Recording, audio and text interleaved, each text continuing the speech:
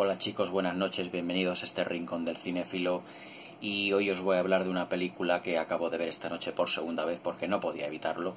y tengo que hablaros de este film porque es una auténtica maravilla. Os estoy hablando de la película musical Calles de Fuego, un auténtico clásico de los años 80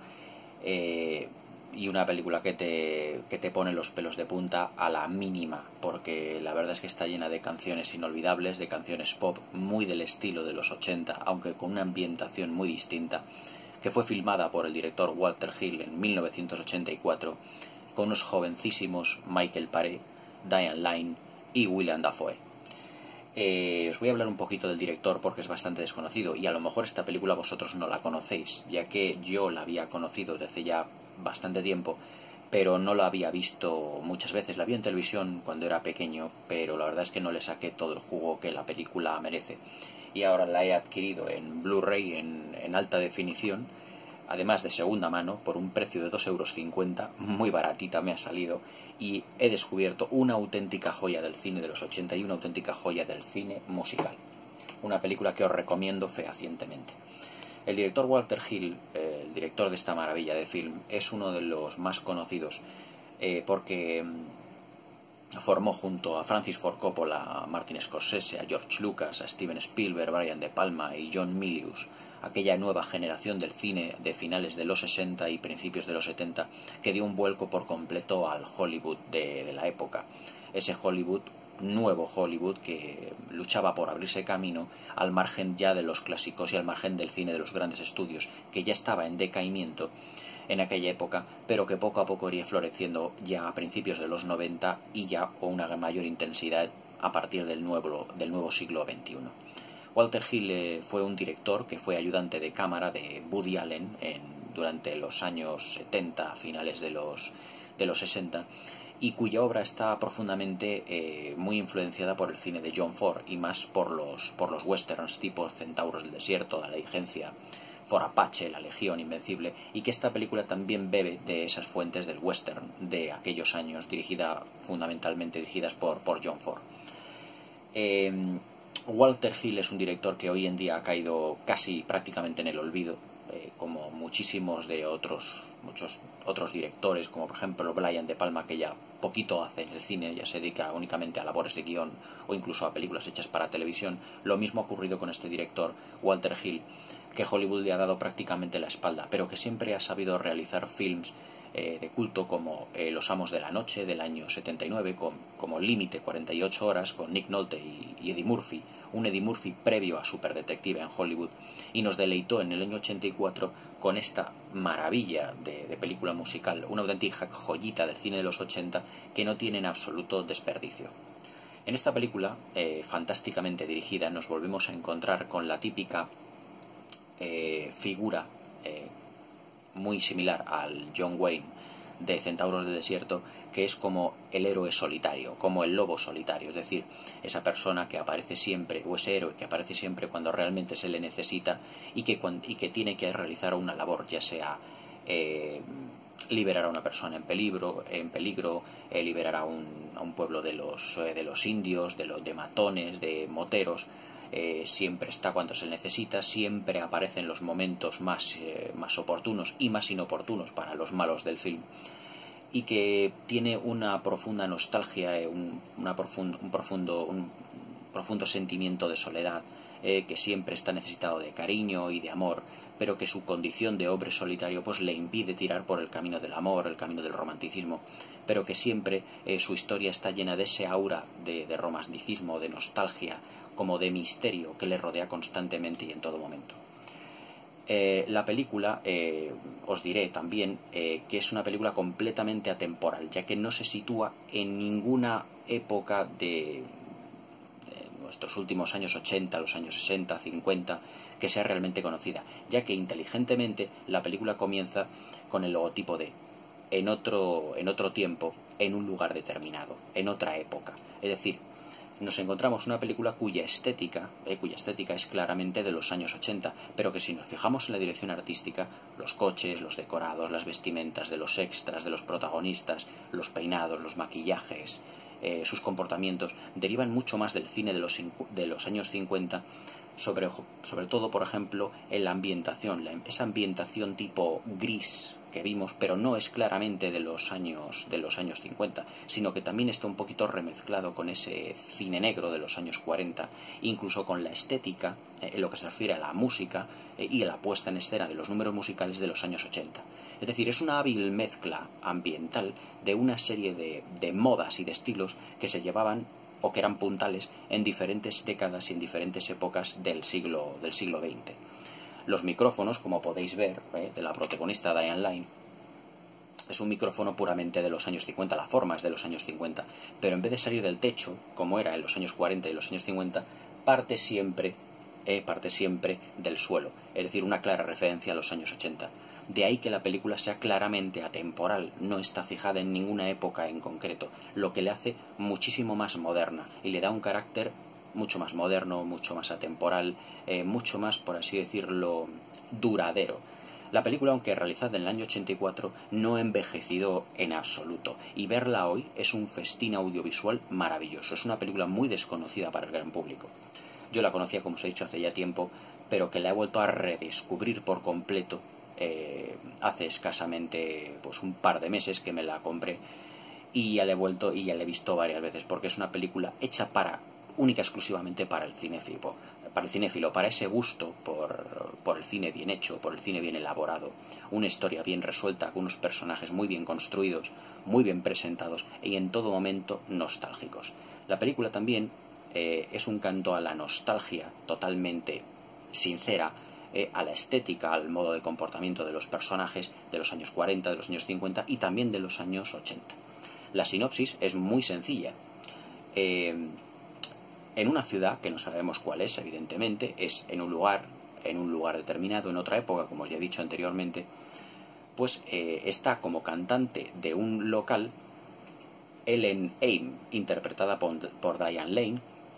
que tiene su grupo de música y tiene a su manager, del que no está enamorada, pero sí que le necesita. El personaje interpretado por el actor Rick Moranis, aquel personaje cómico tan gracioso que le vimos en la película de los cazafantasmas.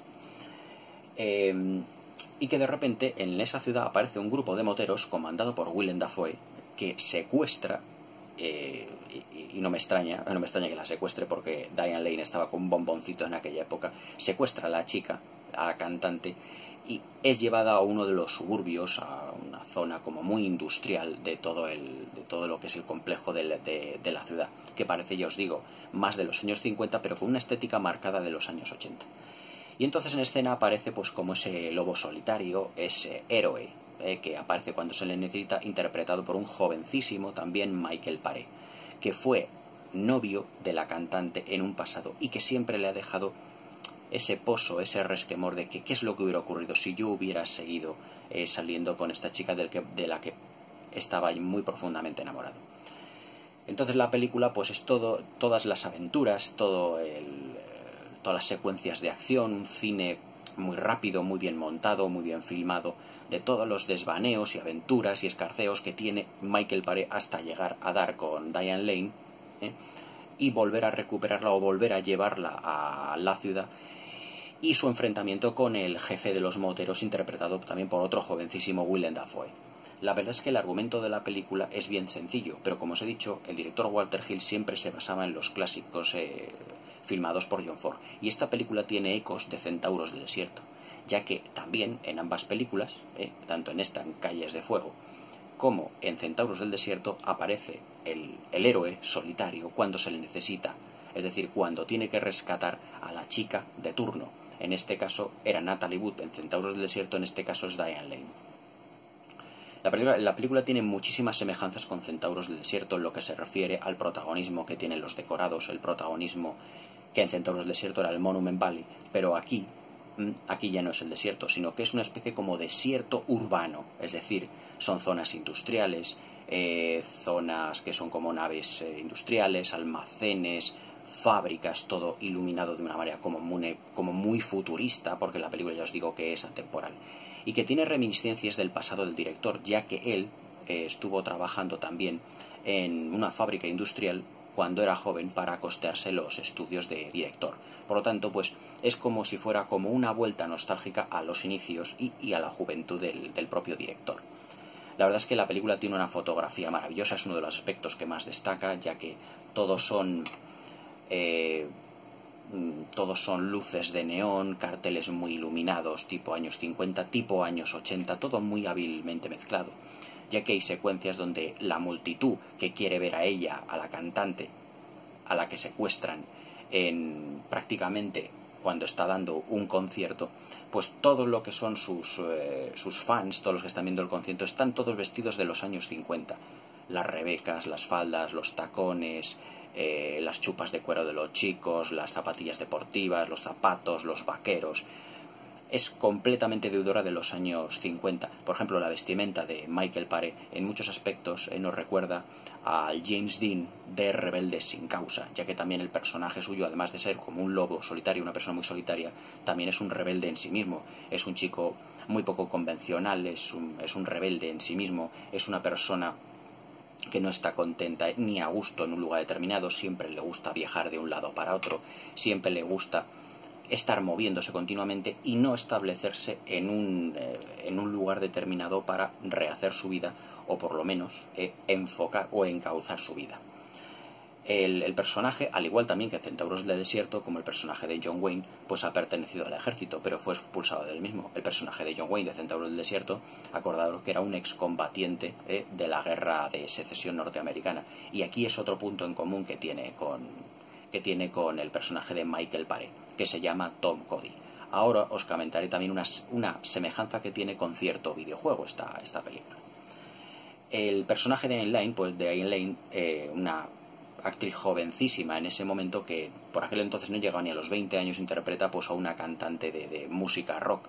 Pero en este caso son canciones, la que nos brinda la película, ampliamente de los años 80. Es decir, el estilo es el estilo de música pop de los años 80. Es decir, que está muy hábilmente mezclado la canción, el estilo, pero en un decorado ampliamente de los años 50. Los ropajes, las vestimentas e incluso la iluminación, como esta fotografía que os he puesto, de una de las secuencias en la que ella, Diane Lane, en su papel de Ellen Haim, está dando unos conciertos previos a lo que es su secuestro por parte de Willem Dafoe y de sus matones con las motos. En lo que se refiere a la banda sonora, al sonido, ese es realmente el punto fuerte de la película, ya que tenemos al alcance de nuestros oídos 10 canciones sublimes y magistrales que podrían haber sido auténticos y que fueron en el momento del estreno de la película en 1984, 12 auténticos éxitos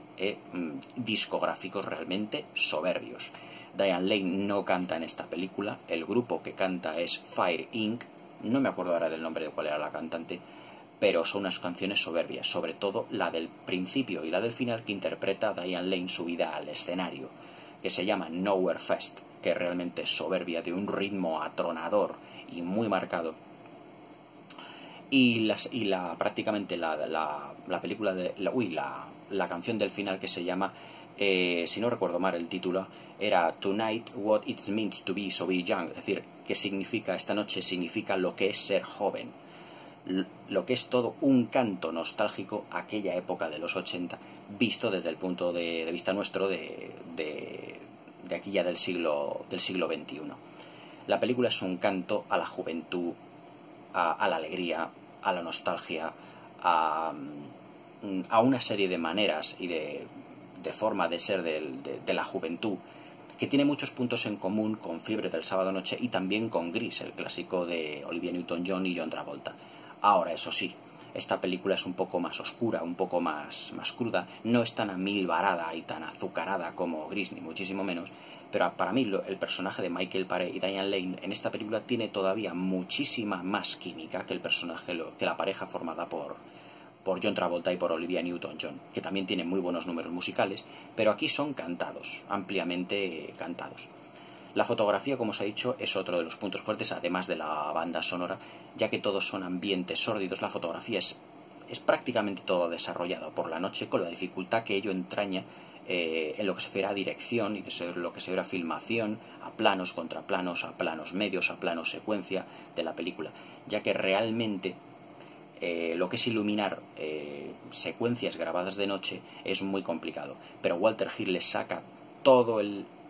jugo a la fotografía en Technicolor de esta película, en un Technicolor también muy metálico, con una textura muy marcada, se nota muchísimo todo lo que son las luces, todo lo que es ese ambiente industrial con esos humos, esas neblinas tan características de los vídeos musicales de los 80,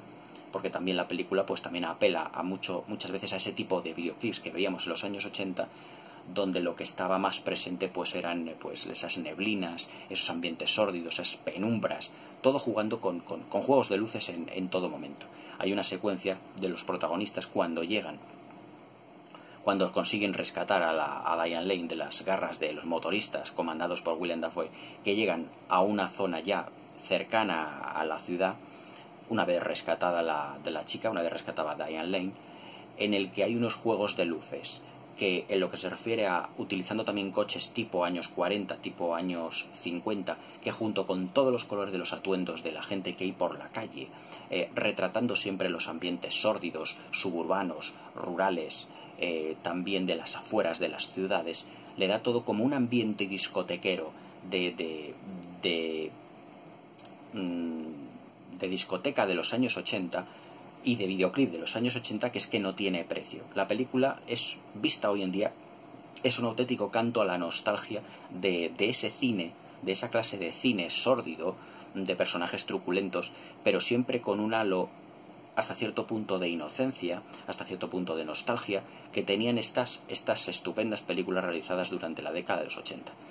En mi opinión, Calles de Fuego podría situarse perfectamente hoy en día entre los grandes clásicos del cine musical, ya que, como la propia carátula de la película lo dice, es una fantasía rock. Es decir, es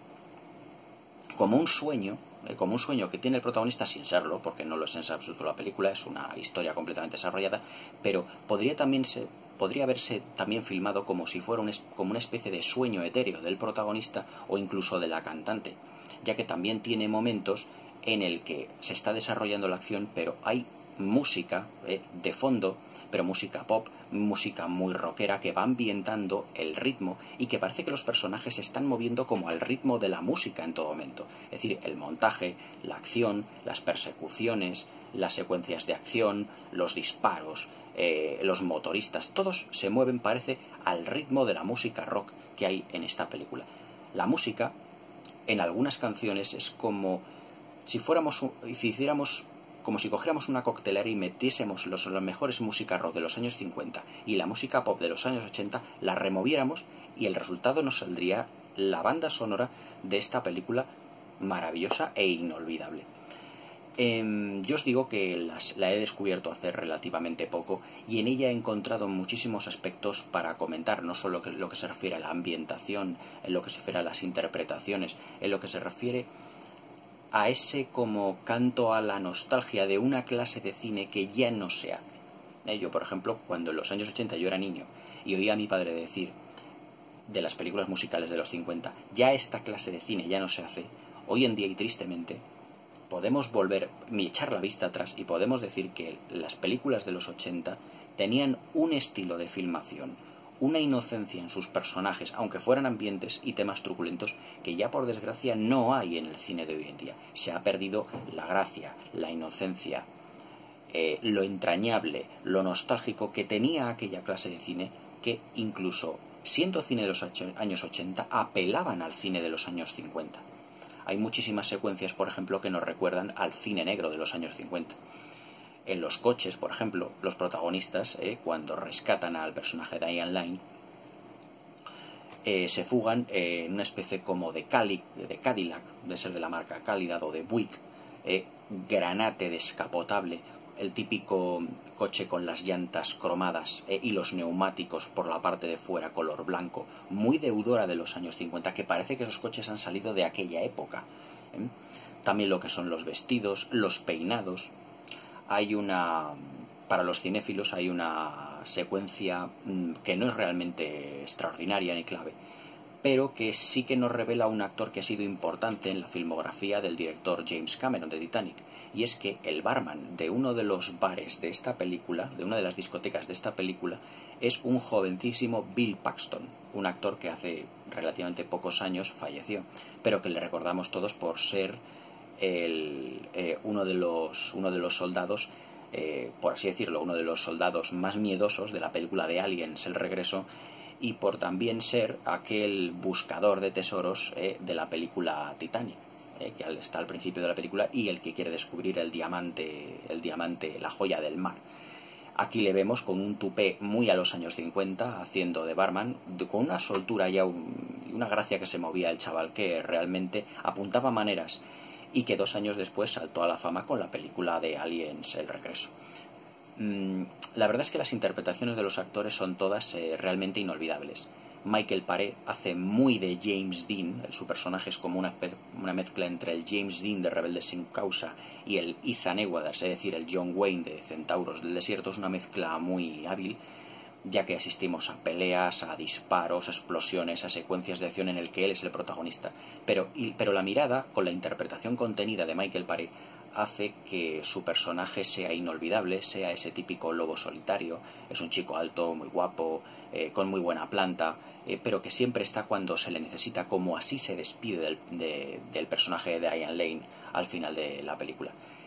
Willem Dafoe fue uno de sus primeros papeles de, por así decirlo, de matón, de malo de la película, y es un actor que ya apuntaba muchas maneras en sus expresiones, en sus gestos, en la manera de caminar tan chulesca que lleva en toda la película, en la manera de pelear, en la manera de mirar, en la manera de enarquear una ceja. Yo creo que junto con Jack Nicholson, Willem Dafoe es uno de los actores que mejor saben mover las cejas para que con una expresión, con un gesto, ya te sepa definir un personaje. Y ahí también la sabiduría del director para decirle a Willem Dafoe cómo tiene que interpretar o cómo tiene que gesticular para definir el personaje que él esté interpretando. Y luego Diane Lane, que hace una interpretación muy contenida, sencilla, pero que como estrella del rock hubiera realmente roto esquemas si su voz hubiera sido utilizada, si esta voz, la que oímos en la película, hubiera sido la que realmente tiene ella. Es decir, sus canciones no las canta ella hace como playback. Pero la verdad es que está jovencísima, está preciosa, y aunque su interpretación no es de lo mejor de la película, pero sí que te enamoras rápidamente de su personaje, porque es como esa estrella de rock inalcanzable que nunca puedes llegar como a tocar. Es decir, es esa estrella, ese personaje al que te gustaría pues admirar, al que te gustaría seguir,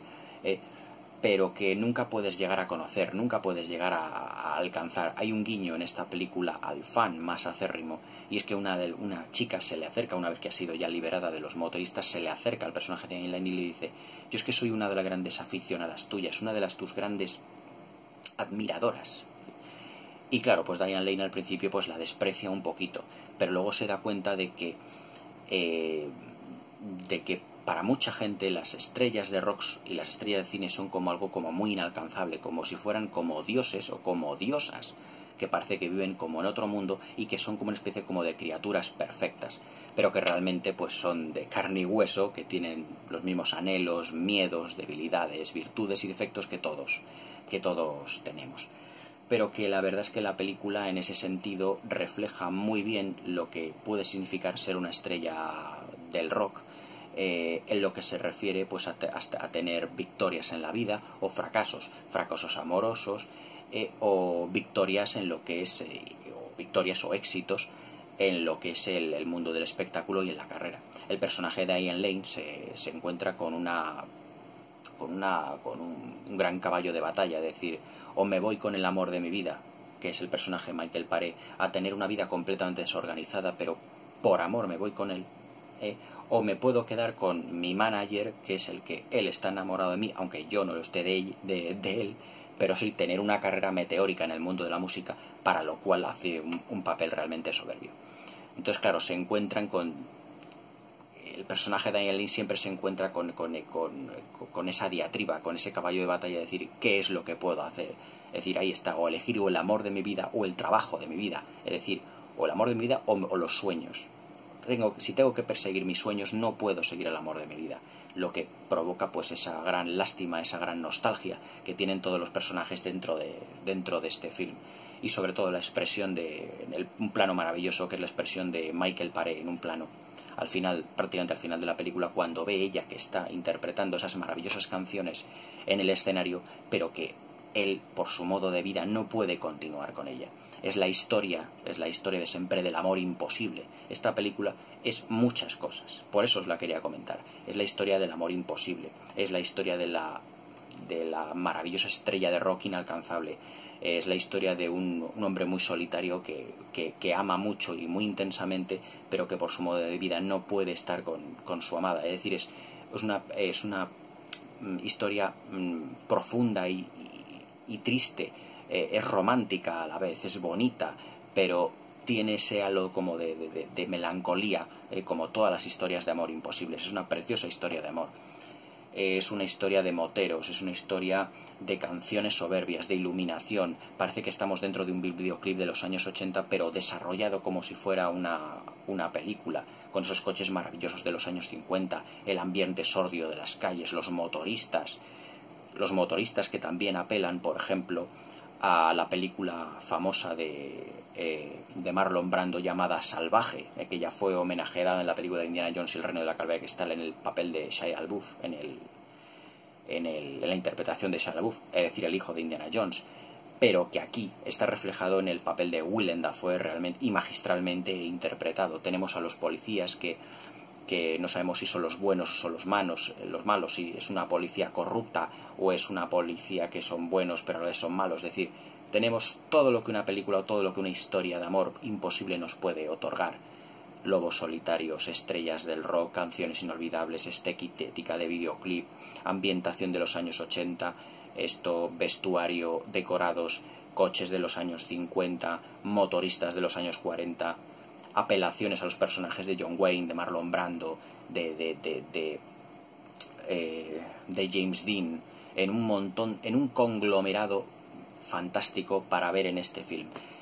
Calles de Fuego es un musical soberbio, todo ello condensado en poco más de hora y media, poco más, no llega a los 100 minutos la película, pero son 100 minutos de gloria pura. Un espectáculo audiovisual, unas canciones maravillosas, una pequeña joya, una pequeña obra maestra del cine de los 80, de ese director infravalorado y tristemente olvidado que se llama Walter Hill.